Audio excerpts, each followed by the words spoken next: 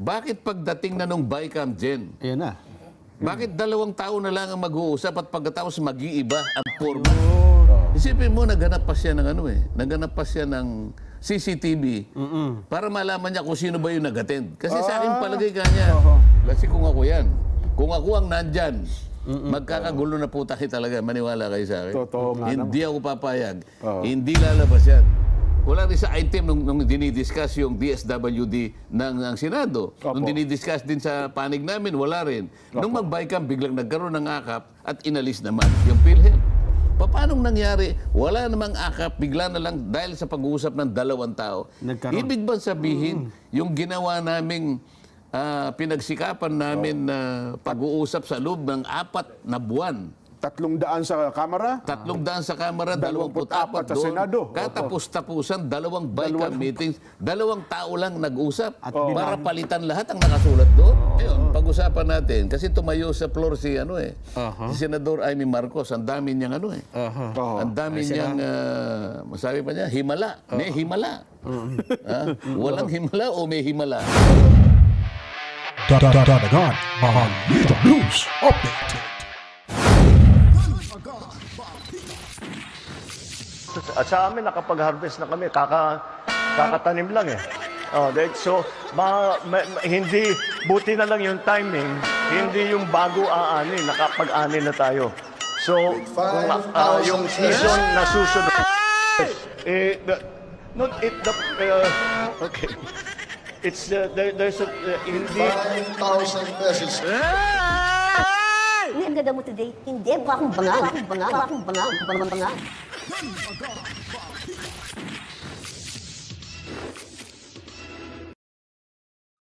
Alright, welcome back mga kabritaan sa ating palatuntunan na naman. Tayo po ay nagbabalik at ngayon po ay syempre of course andito na ho tayo para maghatid naman ho ng komprehensibo na mga balita at impormasyon dito ho sa ating reaction video Danagan Balita News Update. Kamusta ang lahat? Naka-move on na ba ni Mema Sabi Alicia mga kabalitaan? Kamusta ang lahat? May naka-move on na ba ho tayo? Alright, kamusta ang lahat mga kabalitaan? Naka-move on na ba ho tayo? Kang Mema Sabi lang, itong si Alicia mga kabalitaan. Ay, kamusta? Day Alicia, maupay na aga. Okay ka lang ba, John? Wala bang problema, John? Masakit ba yung John? May mga nag-comment mga kabitan, sabi daw, bayarin daw ako ni Marcoleta. Bayarin daw, binabayaran daw ako ni Senator Marcoleta mga kabalitaan. Pasintabi po sa mga totoong bayaran na mga vloggers dyan mga kabalitaan. Anyways, tuloy lang ho tayo sa ating pagbibigay ng mabubuting impormasyon ho. Okay? So, bago pa po tayo magsimula, huwag kalimutan, as usual ho, i-like po itong video, i-share, mag-comment, at of course, ang pinaka-importante, mag-subscribe, then pindutin ang notification bell para ho tayong lahat ay laging updated sa mga kaganapan sa ating lipunan. At kung may makikita ho kayong ads pala dyan sa video natin, sana maawa ho kayo sa atin. Huwag niyo pong i-skip. Hayaan niyo lang pong tatakbo dyan sa video natin yung ads na yan. Dahil yan po ay nakakapagbigay ho sa atin ng lakas ng loob. Para ho mapursigi ho tayong makikipag-bakbakan sa ere sa mga maling impormasyon na ating itutuwid ho at mabigyang linaw, lalo na ho pag yung pag-uusapan ay yung pambabatikos ng kabilang kampo ng mga satanas. At siyempre, kampo ng mga mabubuting may gininto ang puso mga kabalitaan. Tayo na ho yan mga kabalitaan. Pasensya na. Yun po yung masakit lang talaga ang katotohanan pag nalaman nyo po ito mga kabalitaan. At ipapakita ho natin sa inyo ngayon, bago ho natin sisimulan itong panunood sa nagiging komentaryo ho ni Senador Marcoleta, talagang hindi na ho mapipigilan. Magiging numero 1 senador na si Attorney Rodante Marcoleta. Siguro pag i-hire siguro ako ni Congressman na magiging announcer niya dyan sa entablado, siguro papayag na lang siguro ako nito, mga kabalitaan. Ha? At sasamahan natin siya sa pangangampanya ho. Pag nagkataon at pagbibigyan ho tayo ng pagkakataon, mga kabalitaan. So pwede naman ho tayong mangampanya ho sa kanya dito sa ating munting bahay. Di po ho ba? Ganun lang po ho yan. Ganun lang ho kasimple yung pagtulong ho natin sa mga politikong may magandang kalooban ho at magandang layunin at pagmamahal sa ating inang bayan, lalo na tayong mga maralita, mga kabalitaan. So, at dito nyo po natin makikita, may komento ho siya sa ating kapatid ng ating presidente na si Amy Marcos. Di po ba? Panay banat ho. Tapos sabi daw, hinahayaan ko na lang sila. Para pag naglalaro si Amy Marcos, ano? Di mo alam kung saan ba talaga kumakampi itong senadurang to. Sa kapatid ba? O sa kanyang kaibigang si VP Sara Duterte? Pero nandyan ho siya sa Senado, panay daktak ho siya dyan, nagre-reklamo, pero parang hanggang doon na lang ho. At may himala pa daw di umano, mga kabalitaan. Ano kayang himalang hinihintay ni Amy Marcos? Mamaya ho, talagang matitikdulan ho ito ni Marcoleta, ni Senador Marcoleta, si Amy Marcos.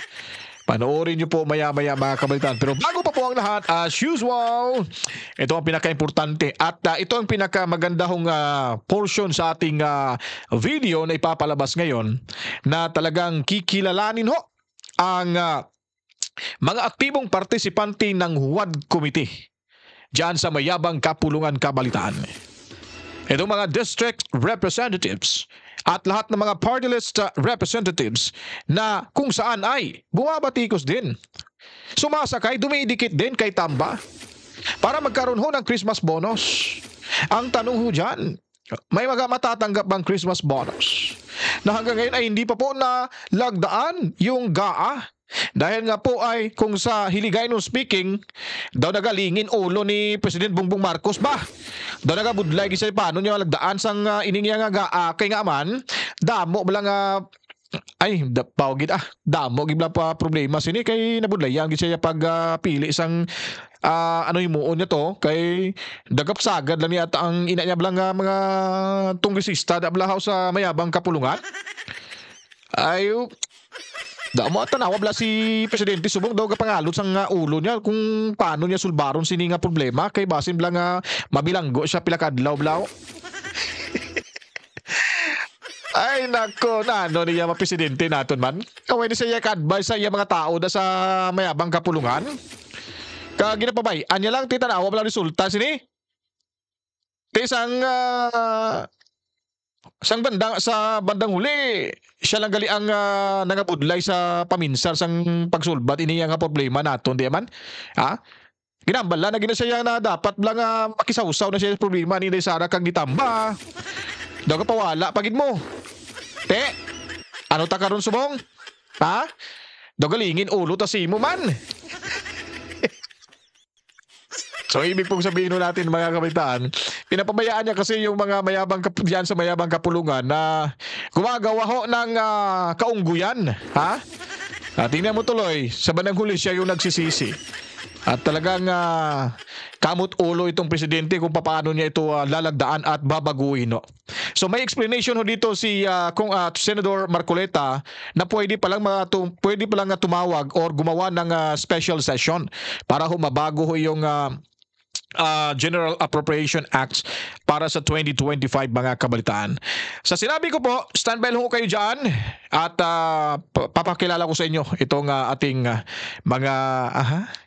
mga mukhang kayo nang dudugtong ho dyan na mga opisyalis dyan sa Mayabang Kapulungan. Ito po, panoorin nyo ang mga pagmumukhang ito, mga kabalitaan.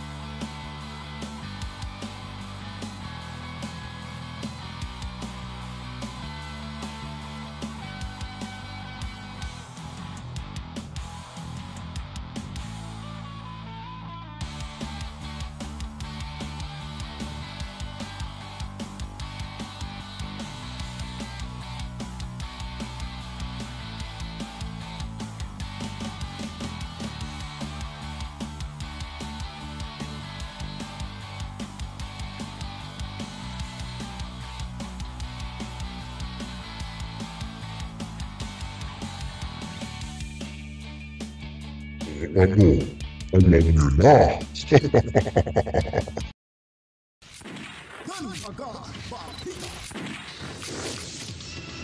Okay, nagbabalik na naman ho tayo. So, ayun po, no? Napanood nyo na. Sabi ko sa inyo, tandaan nyo po yung mga pagmumukha nila, mga pangalan, yung kanilang mga party list na bit-bit ho sa darating na 2025 midterm election, mga kabalitaan. Dahil importante ho ito, ha? Importante, pinaka-importante. Kasi sila po yung swapang dyan sa mayabang kapulungan. So, ito na po, no? Ang pinaka-hinihintay ng lahat na makapagsalita ho si Senador Marcoleta patungkol ho itong hanggang ngayon hindi pa mapermahan yung ang GAA at itong si Amy Marcos ay talaga naman nakatikim ho ng simpleng malulutong na salita mula ho sa ating number one senator si Attorney Rodante Marcoleta. Heto't pakinggan nyo at panoorin nyo po mga kabalitaan. Ay, nako. Anyway, Kong, ilang paksa po ang inihanda natin. Pero teka lang, hindi po napirmahan ng Pangulong Bongbong ang ating pambansang budget. Kasi dapat po, nung huling tayo nagprograma, na-expect natin na 20 ng Disyembre, Kong. 23 na po ngayon. Ano ho bang balita ninyo sa Kamara, Kong? Mapipirmahan ba ng Pangulo? At kasi ako nakikita ko, mas magiging malaking problema kung hindi po malagdaan ng Pangulo ang ating pambansang budget bago matapos ang taon. Napipirma naman siguro, Jen. Pero kaya siguro nabalam dahil nga sa maraming mga sektor ang nag-react. Dahil nga sa naging final form nung budget pagkatapos na isumite yung bicameral conference report. Isa sa mga nag-react, nagbigay ng, may titulo yung kanilang manifesto, Luwakan Manifesto. Ito ay pinirmahan ng retired and concerned members ng AFP, Jen. Ay, opo. Ng PNP, uniform personnel, UP Vanguard, at ilan pang mga concerned citizens ng ating bansa. Karamihan nga talaga ay nasa militar, PNP, at meron ding nanggaling sa civil society. Ang bilang ng mga signatories dyan, 193. Ganun karami ko. Palagi ko, hindi naman pwedeng hindi bigyan ng atensyon yun sapagkat doon sa kanilang sulat, ito ay sulat, manifesto na ipinadala nila sa ating Pangulo ng Bansa dyan, President Bongbong Marcos. At doon ay binanggit nila yung mga ilang bahagi ng kanilang sulat. Sabi nila, halimbawa yung unjustified budget increases, sabi ni Kasi yung mula dun sa NEP din, yung NEP ito yung National Expenditure Program. Pangkaraniwan, isinusumitiyan ng Pangulo sa Kongreso. Yun ang magiging basis ng pambansang budget. Pambansang budget. At yan nga ang pagtatalo ng dalawang kapulungan. Nakita nila na yung Senate budget na nakalagay sa NEP ay 12.8 billion lamang.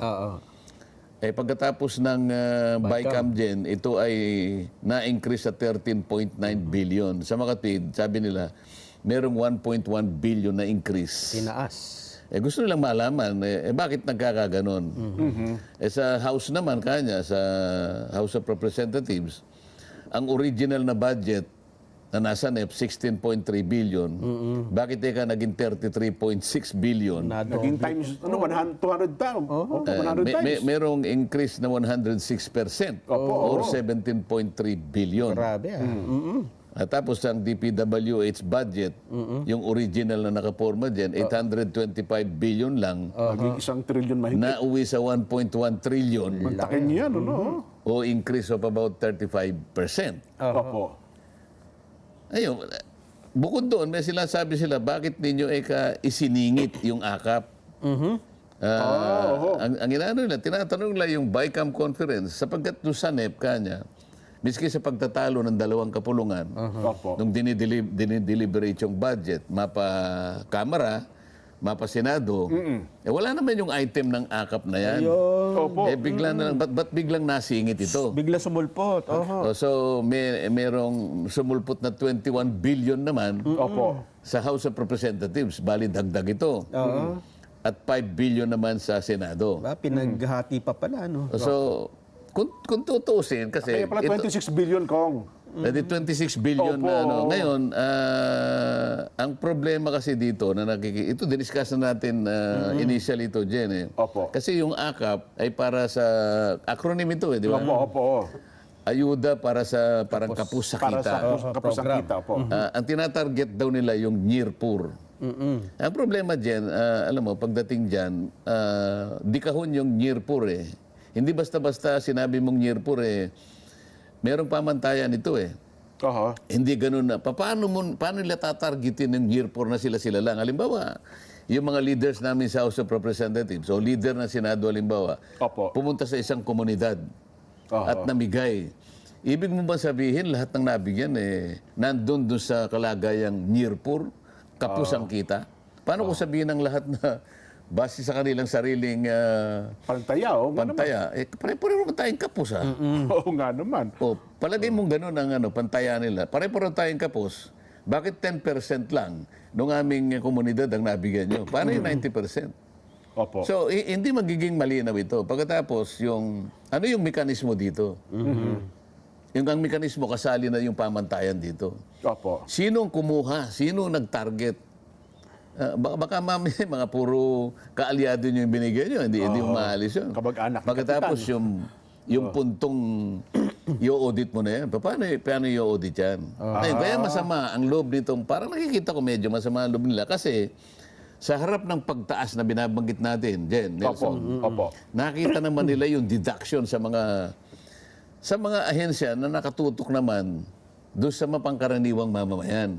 Halimbawa, Department of Agriculture, Nako, number 1 yan. binawasan ng 20 billion. Hala, laki. Teka muna, kanya, anong magiging impact naman sa farming itong, bakit mababawasan ng 20 billion? Pagkain yan, Kong. Department of Education, 22.5 billion ang tinanggal. Importante din yan. Di ba, Mahirap ang yan. kalidad ng education natin dyan, bumagsak na nga eh. Totoo po. Oho. Magbabawas ka pa ng 22.5 billion, sabing ganun, magiging magiging laban dun sa provision ng saligang batas na nakalagay sa Article 14. Na sa bawat budget, kinakailangan magkaroon ng pinakamalaking priority budget. The highest prioritized budget, education. So bakit ngayon dito tinanggalan mo ng 22.5? Department of Health dyan, tinanggalan ng 25.8 billion. Mahalagang departamento. Department of Labor, Nelson, Opo. binawasan ng 18 billion. Department of Social Welfare, DSWD, opo. sa taya nila, 97 billion, although sa record ni Senador Amy, 94 billion. Palagay mo na lang, 95, malaki pa rin yung... Almost 100 billion pala kung ano. Dito makikita mo, ano ba yung pangkaraniwang sinaserbisyo ng Department of Welfare? Hindi, mahihira. Opo. DSWD. Yes Kalamidad. po. Nandyan yung mga 4Ps. Ayan, opo. Nandyan yung mga programa na pagka mag-graduate ka na para hindi ka mabitawan ng ano, pag may bibigay pa rin sa yung mga kung ano-ano, mga livelihood, Opo. mababawasan yan necessarily. Ako po. Department of National Defense, Ayan, importante kinaltasan pa. ng 15 billion. Yun nga, oo. So, ito yung ano nila, ito yung pinoproblema nila. Ngayon, Jen, kung halimbawa pipirmahan ng Pangulo, ang meron sa balita nakalagay, pipirma ng Pangulo December 30 yata. Yun na nga po ko, batay daw sa pinalabas ng PLLO. Oh. Kung halimbawa itong pinag-uusapan natin na itong concern nitong Luwakan Manifesto na to, kunwari sabihin ng Pangulo na, di ba, bibito ko na lang.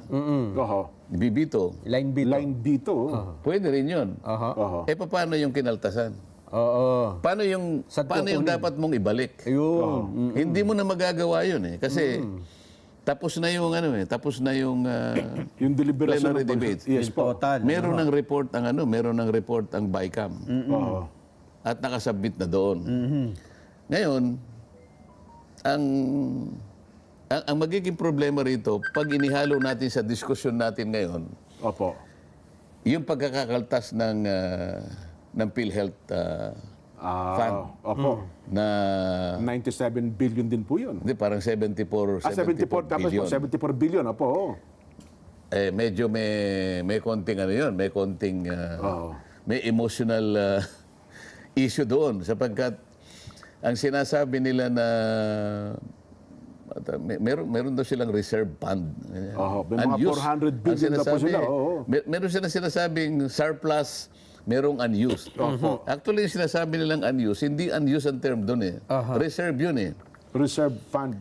Reserve fund yun eh. Kasi kung titingnan nila yung batas ng PhilHealth Gen, Nelson, kailangan talagang meron silang reserve na katumbas ng dalawang taon. 2 taon, opo.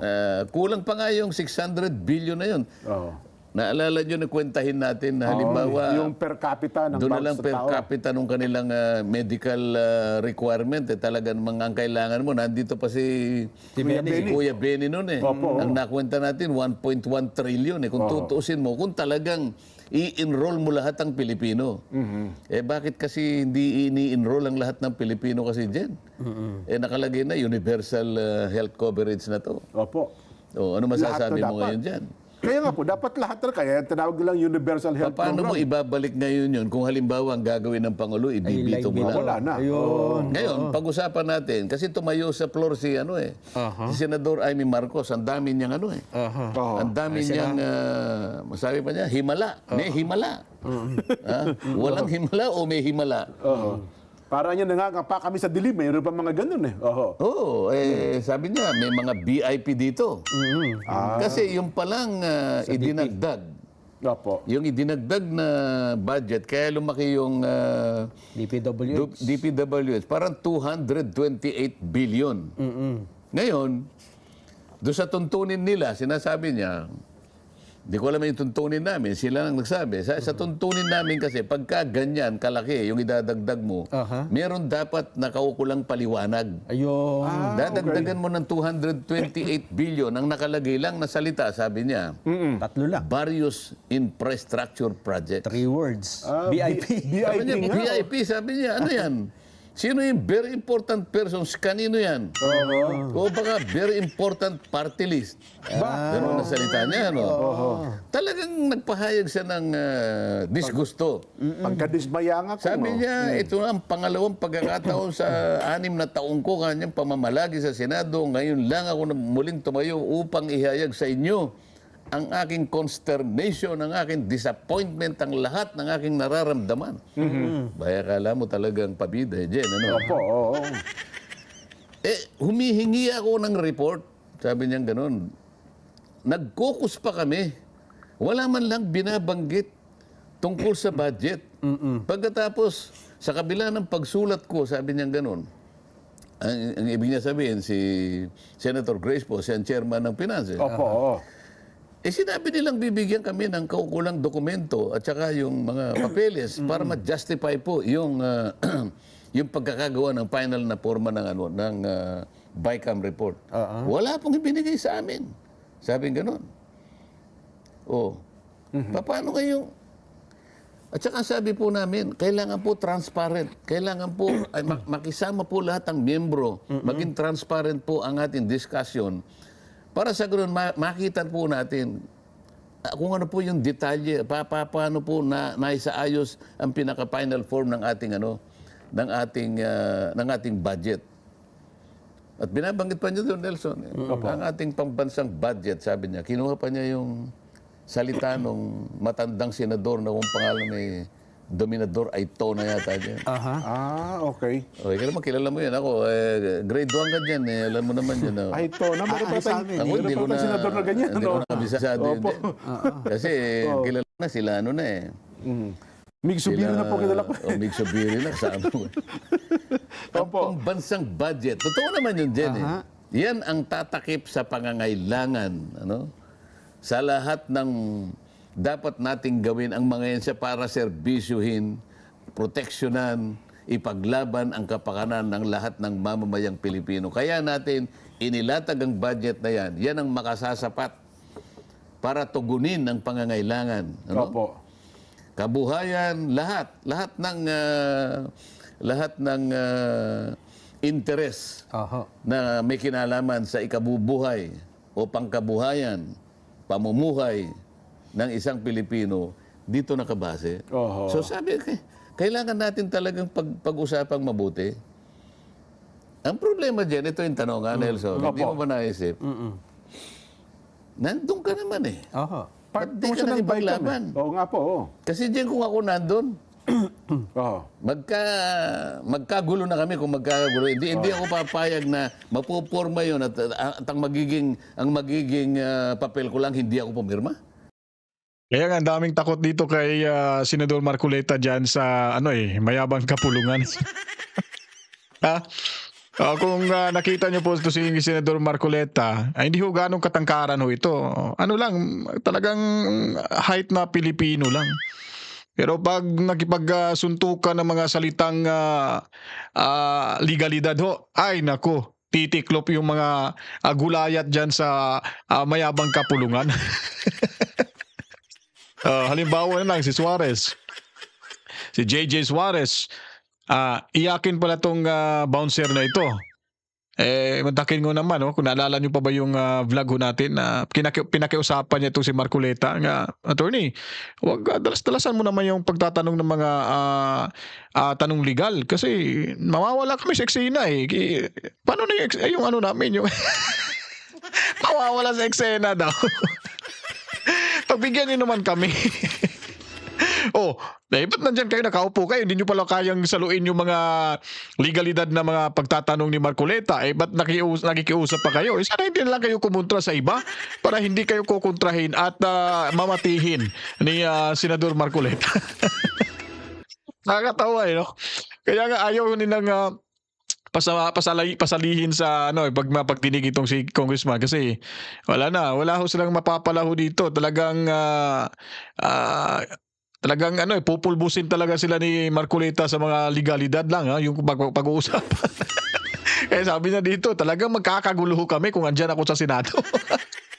At kakabahan na kayo dyan, yung mga ulupong dyan sa Senado, yung mga balimbing dyan, pag nakapasok to sa Senado, nako, higpitan nyo na yung mga sinturon nyo dyan kasi talagang papalirin kayo sa mga litanya nitong Senador Marcoleta, mga kabalita. Tuloy tayo dito. Nang dahil hindi ako pumirma, okay na sa akin? Hindi. Kasi nakita ko sino yung pumirma eh. Opo. Out of 17 senators, 7 ang pumirma, yung 10 hindi pumirma. Ibig ba sabihin kung hindi ka pumirma, nakipaglabang ka? Paano dapat ginagawa? Dapat hindi sila pumayag na matapos. Yun lang sumulat ako. Asan ka ako yung papeles na hindi ako papayag na matatapos ang anong ito nang hindi nyo ako binibigyan. Manggugulo po ako. Kung kinakailangan magtawag ako ng press con. Bakit po ang nangyayari palagi? Ay, nangyari na sa akin ito, Nelson. At alam ko, ganyan ang palagi nangyayari. Kailangan malaman ng ating mga kababayan ito, Jen. Opo. Pagkaraniwan pagkatapos ng SONA ng Pangulo, nangyayari naman yan July eh. Totoo po. No? Siguro mga ilang linggo, depende kung gaano kabilis na nagawa yung NEP. Ito yung National Expenditure Program. Isusumiti ka agad dyan. Palagay mo na after 1 month. So July halimbawa, nagsalita ang Pangulo. After 2 weeks halimbawa, isinabmit ang NEP. Mula sa pagkakasubmit ng NEP na yun, Jen, pagtatalunan na yun, magsisimula yung budget briefing, ito na yung komite. Pagkatapos na mahimay sa mga komite, matagal din ito, ito ngayon ay pupunta sa plenary debates. Opo. 2 kapulungan ang gagawa nito, simultaneous ito. Sa mga tweet, sa loob ng 4 na buwan, pagtatalunan ang nilalaman ng NEP na to at dito mapoporma, dito ma-exercise yung sinasabi nating power of the purse. Yes po. Kung Tama. paano ilalatag talaga. Pangkaraniwan na ang ating layunin ay maisalba, maproteksyonan, maipagpauna yung interes ng bawat isang mamamayang Pilipino. Bakit pagdating na nung BICAM, Jen? Ayan na. Bakit 2 taon na lang ang mag-uusap at pagkatapos mag-iiba ang porma? Kagaya nga na sinasabi nitong mga sumulat ng Luwakan Manifesto, paano nangyari? Wala namang akap, bigla na lang dahil sa pag-uusap ng 2 tao. Nagkaroon. Ibig ba sabihin, yung ginawa naming pinagsikapan namin na pag-uusap sa loob ng 4 na buwan, 300 sa Kamara. 300 sa Kamara, 24 sa doon. Senado. Katapos-tapusan, 2 BICAM meetings, 2 tao lang nag-usap para palitan lahat ang nakasulat doon. Oo, nabaliwala. Ito yung dapat maintindihan ng mga kababayan natin eh. Kaya sinasabi ko, tama lang na tumayo si Senator Ramy. Kaya lang, bakit? Hanggang doon lang ba? Kung kailan tapos na. Di ba? Nagawa na. Hanggang doon lang ba? Sasabihin mo ngayon na, may himala. Eh, sino ba itong mga VIP? Pero ako, bago pa dumating doon, sasabihin ko, magkakagulo tayo pag hindi nyo ko binan.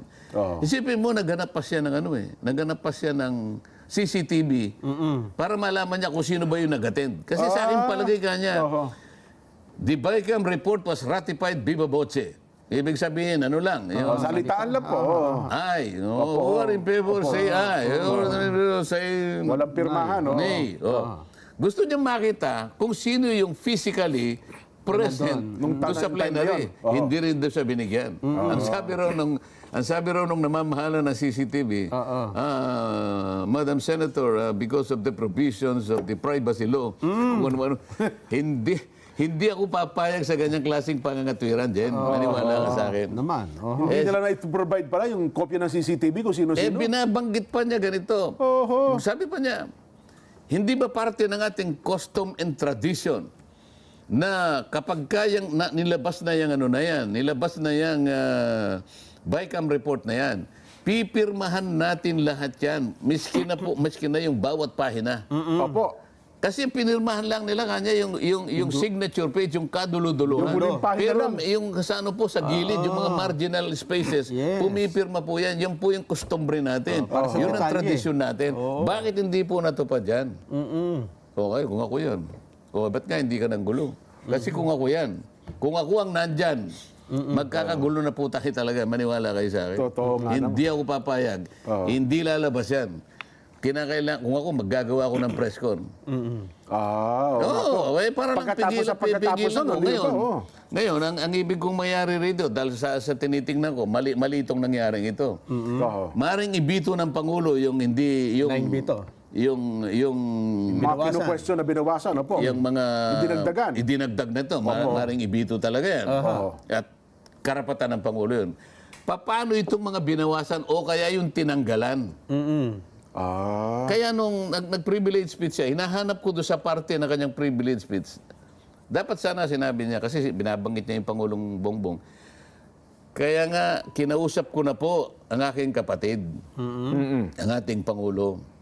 Kaya lang po, nagpapatulong na ako sa inyo ngayon, sabi niya, sa mga colleagues niya. Idagdag ko na po yung boses, idagdag nyo na po yung boses para marinig po ng ating Pangulo ang sumamo ng nating lahat. Hindi ba? Opo, oo. Ako hinahanap ko, kung ako, sasabihin ko sa kanya, Mr. President, pwede ba tumawag ka ng special session? Meron pang panahon eh. Halimbawa, December 26 o hanggang 27, ibalik po ninyo yung nawala po sa PhilHealth. Pwede pa ba ipatawagin ko ng Pangulo? Oo naman. Yung BICAM. May power. Nakaresist na po kung di ba? Hindi nga, ibalik nga na para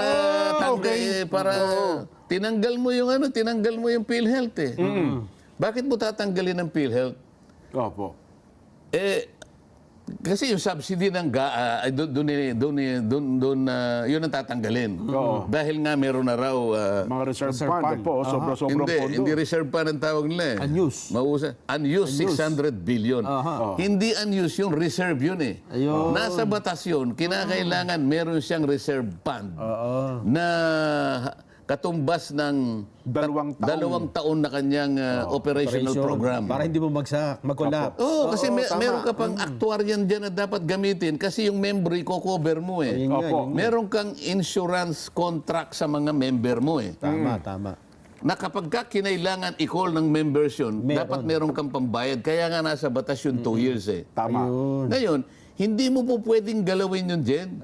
Kaya kailangan yung subsidy. Nandun lagi.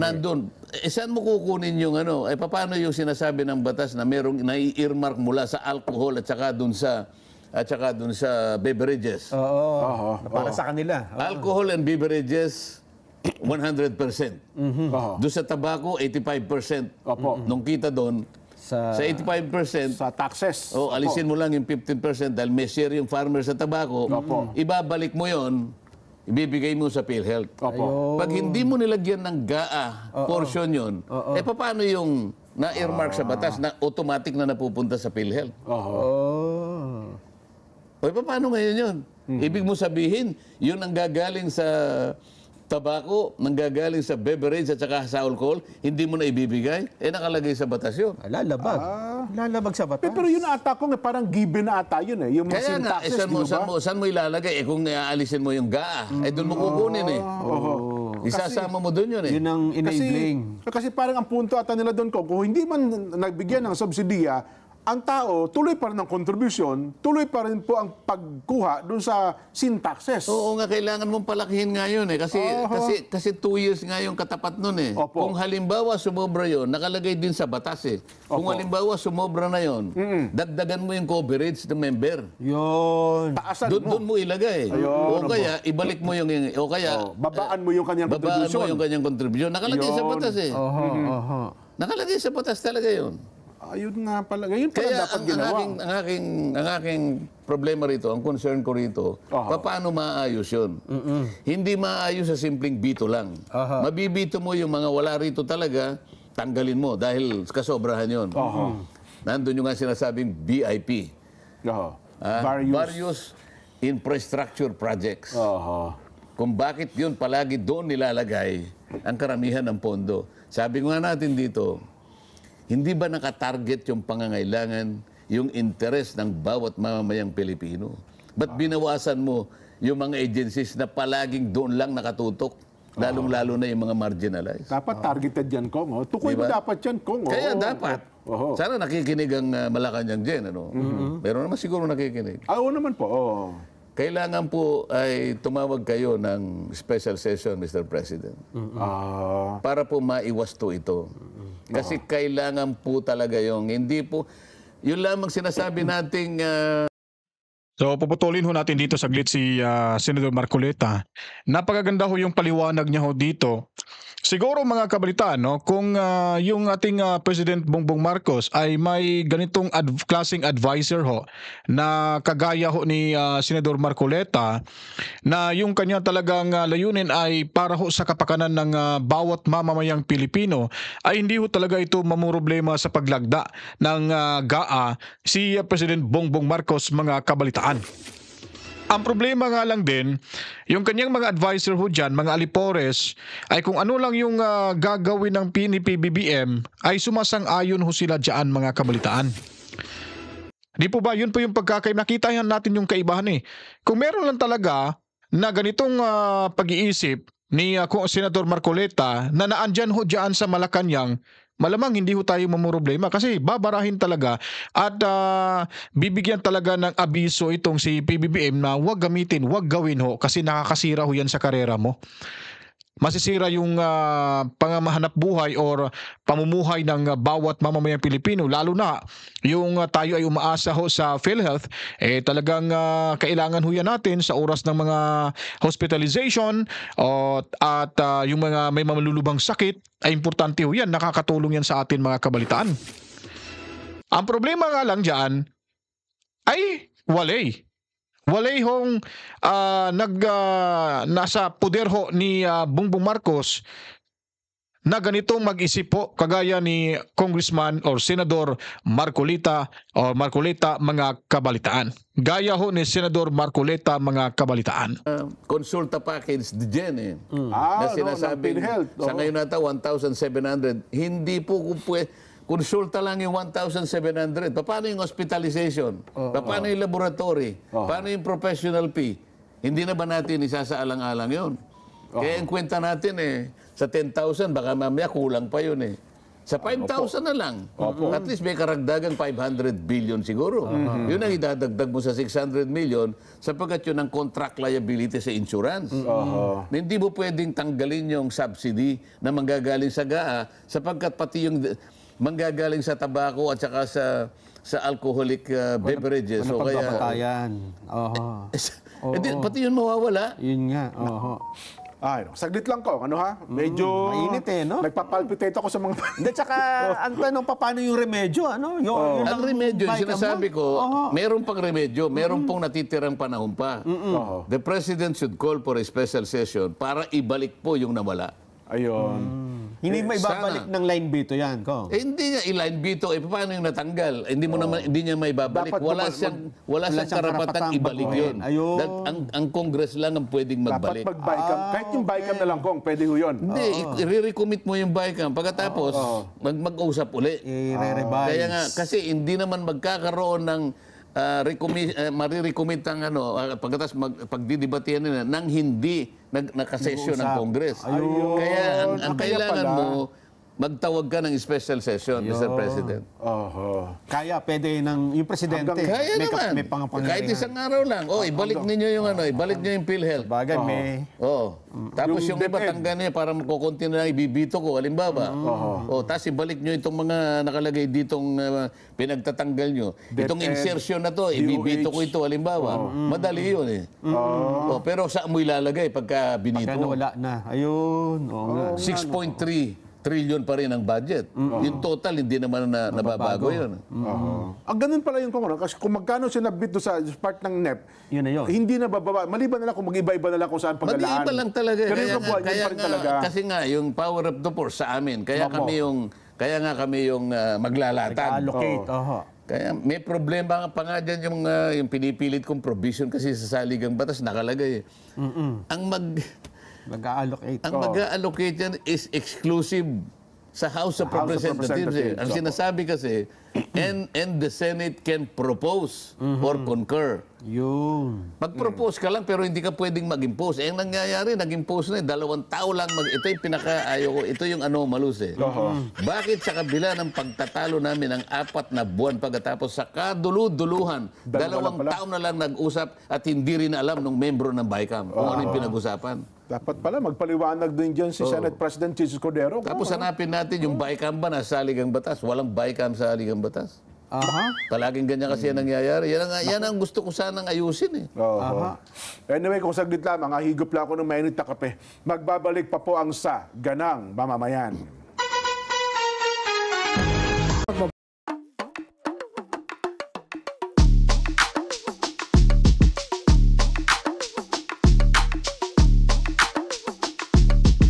Bago ng panahon at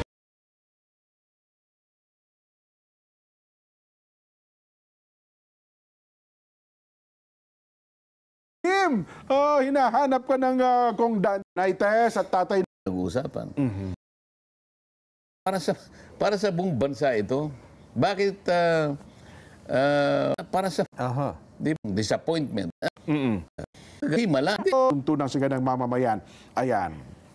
Meron pa tayo ilang saglit, Kong. So, Hindi, balik tayo doon sa himala. Himala. Opo. Meron bang talaga himala? Hindi, nagtatantrum siya eh. Sabi niya, ano ba? May himala, sabi niya. Minamasahe ang budget. Yung mga ganong mga termino ay parang nakikinikinita niya na talagang may milagro. Diba? Himala lang ang nasabi niya pero milagro talaga. At ginamit pa nga niya yung termino nung sabi niya, dekada 70, ayos na ang buto-buto. Ano bang ibig sabihin nito, Jen? Naku po. Ibig sabihin, nag-express siya ng consternation, ng disappointment. Pero nandun kayo eh. Aha. Di ba? Ba't di nyo ilaban? Para sa buong bansa ito, bakit magkakasya na lang kayo na hindi kayo boboto? Ganun ba? Hanggang doon lang ba ang kaya nyong ilaban kung pag-uusapan ay pinilipit na budget? Ganun ang pagkakaano nito eh. Pagkaka-describe niya eh. Parang hindi yung tunay na budget ang talagang naiporma sa mga huling pangyayari.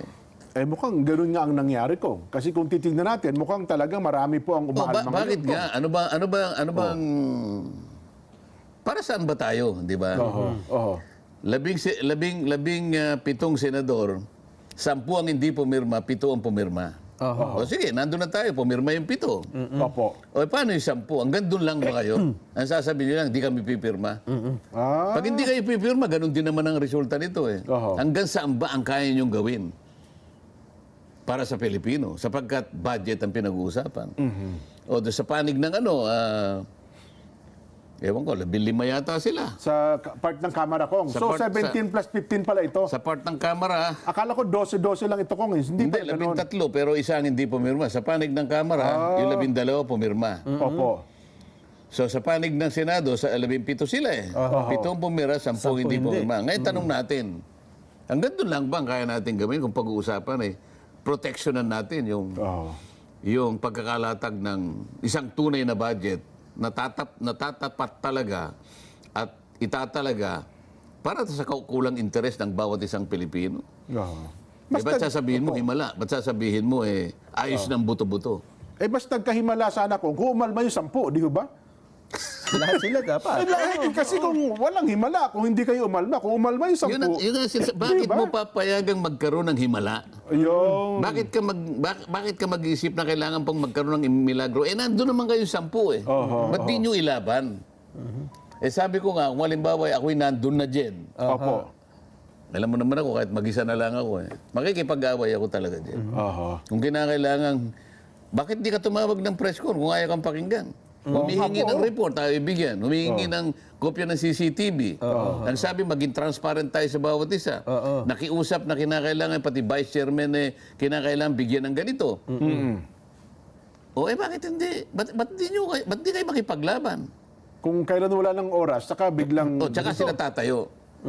At saka ngayon, magsusumamo na dagdagan nyo ang aking boses. Ano pang gagawin nga? Kaya kalimbawa, ang Pangulo, ang tanging magagawa na lang, ay magpasya siya na magkaroon, orderin ang isang special session para maitama itong lahat ng ito. Para yung himala mawala. Para yung VIP mawala. Para yung ayos ang buto-buto ay mabaligtad natin. Bakit gagamitin mo yung salitang ayos ng buto-buto kung wala ka nakikita? Nga, no. Ano ang epekto ko? Halimbawa, hindi na remedyohan ito at nag-January 1. Yun na nga. Nawala yung PhilHealth. Yun na mismo yung budget. Yun na mismo yung budget. Nasan nga yan? Hanapin. Ang buong akala ko, kailangan nating ibalik nga Ang daming dapat ibalik. Itong yung mga tinanggal, ibabalik. Yung binawasan, ibalik doon sa dating forma. Kasi mali naman talaga Bakit bibigyan mo ng 1.1 trillion ng ang DPWH? Samantalang hindi mo pa nalalaman kung saan napunta yung flood control. Samantalang kung ito sa 2 taon nakalipas, 50% lang pala yung utilization rate ng DPWH. Kalahati pala ng pondo nito, hindi pala ginagastos ko. Pagkatapos pag-usapan natin, bakit sa katapos-tapusan 2 taon na lang ang nag-uusap tungkol sa pinaka-final na forma ng budget? Ano yung ginawa naming 4 na buwan? Formalidad lang? Nako. Formalidad lang? Nagpagod kami, kung minsan inaabot kami ng madaling araw. May nakipagdiba. Naalala ko ito si Kong Wilbert, nakipagagawan pa ng mikropono, di ba? Hindi ba kasi nga, inahabol niya, hindi ba sinabi natin, inahabol niya yung sa PhilHealth nga Ito nga yun Kasi pinangakuan siya na siya yung huling magsasalita sa minority. Nung tumayo si Paul Dasa, sabi niya, considering that there is no more member of the minority who wish to interpret, bago inagaw niya yung yung mikropono. Inasabi ninyo kung magsasalita nga niya, di ba? Inetix pa yung tao kaya siguro nakapagpagawa ng maraming billboard. Ayun. At ngayon nga, isinasama na ako sa kanyang billboard. Ayun, Nako. Pero again, inuulit natin, para ito po'y maresolba, dapat siguro, baka naman nakikinig po ngayon ng Malacanang, ang Pangulong Bongbong. So para po sa inyo, yun ang pinakamabuting gawin. Suggestion ko, sana may nakikinig naman. Halimbawa, si Executive Secretary Lucas Bersamin nakikinig. Kaya naman gawin Kung nakikinig po kayo, Mr. Executive Secretary, ay mabanggit nyo lang po sa ating Pangulo na kailangan naman po nating itama talaga. Lalo na po yung kabawasan na nawala at naghihimala na nga po yung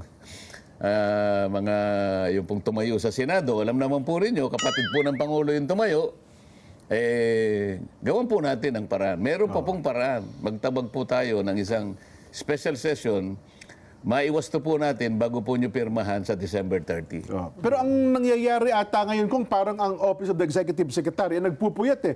Gaya nung ipinakita natin mga larawan kayo na mukhang ang Pangulong Bongbong at saka ang Office of the Executive Secretary, parang sila ang gumagawa ngayon ng trabaho ng Kongreso kong. Kailangan Pero naman limitado lang trabaho nila. Kailangan naman siyang tulungan kasi nga kung ibibito niya yung mga items na dapat na ibito, halimbawa yung kasobrahan doon, ibibito niya talaga yon.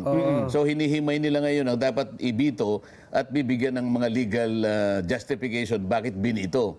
Wala naman akong problema doon. Ang problema ko yung pagbabalik nung Sa mga inalis. binawas. Sapagkat hindi na nila magagawa yon. Hindi nila sakop yun. Yung pagbibito sakop nila pero yung ibabalik mo yung nawala, hindi nila magagawa unless and until they call a special session. Ayun. Yun lang ang remedyo. Yun lang remedyo para bumalik yung BICAM, pero sana wag naman yung 2 taon na lang ang mag-uusap naman.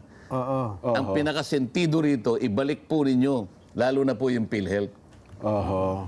Bagay, ang alam naman nila ko kapag ganyan, talagang puyatan niya. Kung kinakailangan nilang magpuyat sa loob ng 24 oras, baka pwede nilang gawin kung di ba ng Kongreso. Pwede naman Pwede. yun. Yun na lang ang pinag-uusapan. Ibalik mo lamang yung sa PhilHealth. Okay. Pagkatapos tanggalin mo na yung AKAP, utang na loob. Kasi gagamitin lang yan sa eleksyon. Hindi sustainable yan din. Alam mo naman, kaya nga 2025 yan, alam nila election year eh.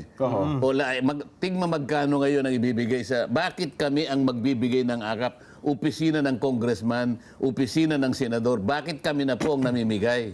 Akala ko ba, gagamitin po natin ang ahensya ng gobyerno, DSWD halimbawa, kung pag-uusapan po ay yung pamimigay ng ayuda, o yung pong MAIP, DOH, yun pong tupad, Dole. Department of Dole.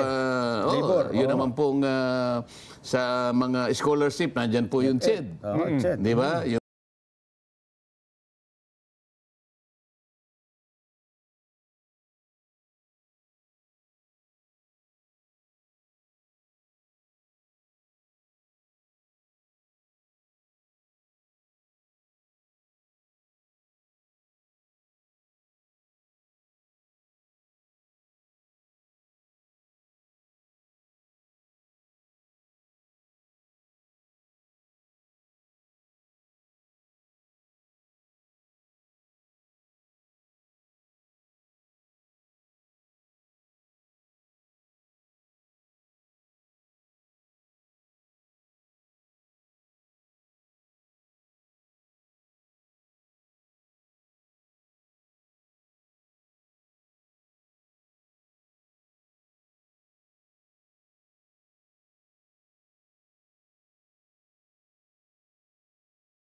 Yung mga Unifast na yan. Bakit po ang nangyayari ngayon, opisina na po ng congressman, sama-sama sila sa isang lugar, ayun po, tinatarget nila yung ating mga mamayan na kapos ang kita. Sino po ba ang magdidetermine kung sino ang kapos ang kita? Ay kung mangyayari pala ito, kasi next year ay campaign period na, legal ito na pagbibigay. Yan nga. So po pwedeng gamitin na naman nila. Baka malin lang ang mabuboto natin. Akala nila, pera nila yung ibinibigay. Kaya dapat wala nang ganito eh. Kung ano yung... Kung ano hindi dapat ilagay, yun ang nilagay. Wala po sa NEP yan eh. Hindi namin binanggit yan. Wala rin doon sa... Wala rin sa item nung dinidiscuss yung DSWD ng Senado. Nung dinidiscuss din sa panig namin, wala rin. Nung mag-BICAM, biglang nagkaroon ng AKAP at inalis naman yung PhilHealth. Dahil 2 tao na lang ang nag-usap, bakit po yung ginawa naming lahat, pinagsakita ng halos 4 na buwan, na para bang nagsipag... ano ba yung pinagagawa namin doon? Tinunaw lang. Formalidad lang ba yun na nagpagod lang kami ng ganun-ganun? Pagkas 2 tao lang ang ano, pagkas babaligtarin lahat ang pinag-usapan? Ito yung gusto kong magkaroon ng ng resolution eh.